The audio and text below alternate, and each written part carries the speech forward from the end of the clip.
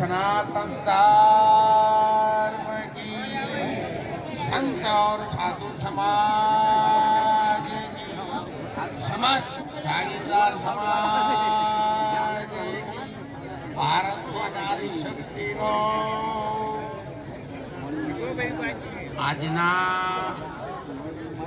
આપણા અવસરને દીપાવવા માટે પૂજ્ય બાપુની શ્રદ્ધાંજલિના અવસરમાં આપ સૌ જુદા જુદા ગામડાઓમાંથી ધર્મને માનવાવાળા અમારે ભેગધારી ભગવાન અહીંયા સાધુ સમાજ બેઠેલો છે અને વંદન કરવાવાળો સમાજ, એમની ઇજ્જત કરવાવાળો સમાજ આજે આ અવસરની ઉજવણી કરી રહ્યો છે. મરણ સાદા માણસનું, જન્મ લેનારનું અને સંતોની વચ્ચે આટલો ફેર છે. સંતનો શ્રદ્ધાંજલિ કે છેલ્લો દિવસ આવે ત્યારે લગ્ન કરતા ભારે ઉત્સાહથી મનાવવામાં આવે અને સંતોની હાજરી મનાવવામાં આવે.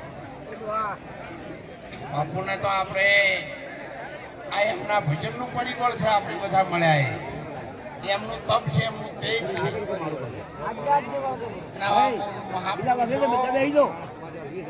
વર્ષોથી થતા આવ્યા છે અને પાછું આપણું મોઢેઠા ગામ પરિવાર સાહેબ જાગીરદાર સમાજમાં ચાર ચાંદ લગાડી દે એવો આ સમાજ છે. એટલે આખા ગામને પણ આપણે વંદન કરીને તાળીથી વધાવીએ.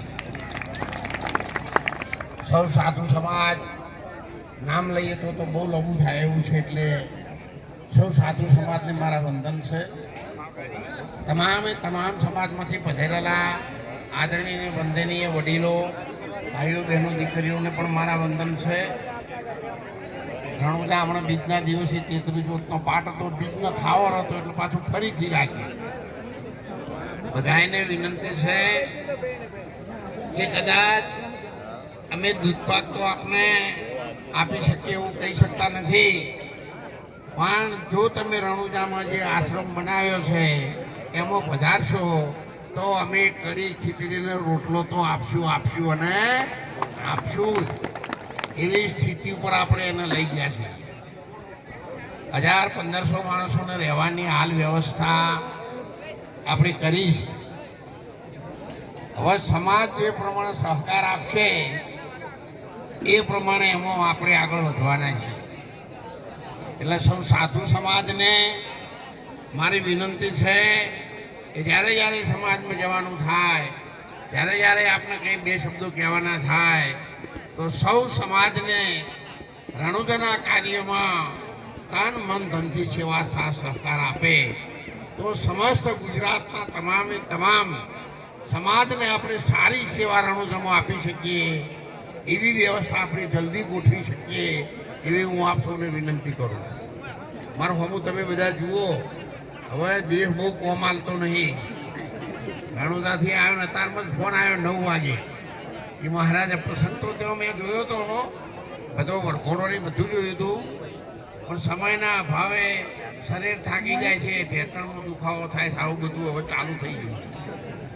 એટલે આ તમને બધાને હું વિનંતી કરું છું, એમાં જબરજસ્ત સાચા ભાવથી તન મન ધનથી અલગ ધણીના નામથી, રામદેવજી મહારાજના નામથી, નકળંગ ભગવાનના નામથી કવિરાજ છે, આપ સૌ સેવા સાથ સહકાર આપજો અને 3 માળની બિલ્ડિંગમાં આપણે જલ્દી ધર્મની ધજા ફરકાઈ શકીએ એવો સૌ સેવા સાથ સહકાર આપશે એવો સમસ્ત જાગીરદાર સમાજ, ક્ષત્રિય સમાજ, સાધુ સમાજ અને સૌ સમાજને મારી વિનંતી છે.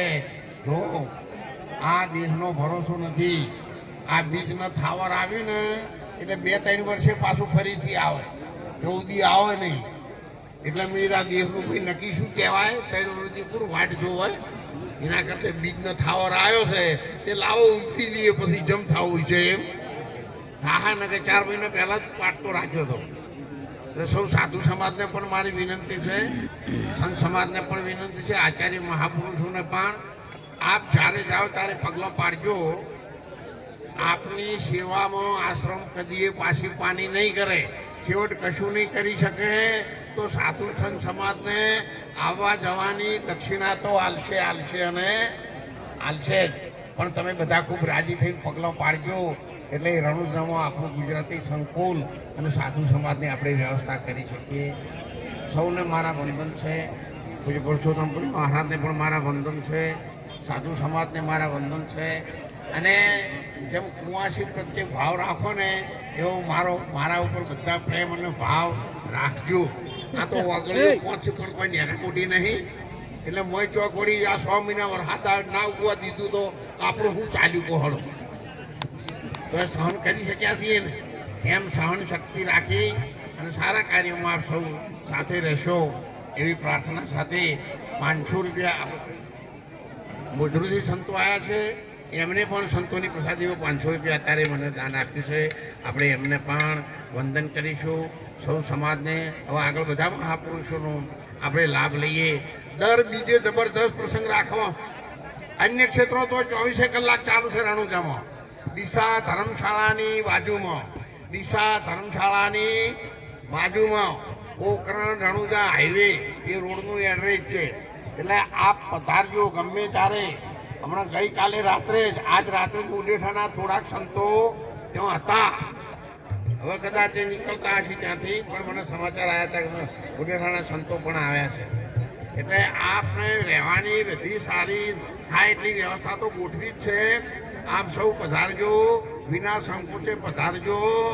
તમે મનમાં એવું કદી ના લાવશો કે ભાઈ મહારાજ હોય કે ના હોય, પણ સંકુલ તો આપણી આખા ગુજરાતનું છે.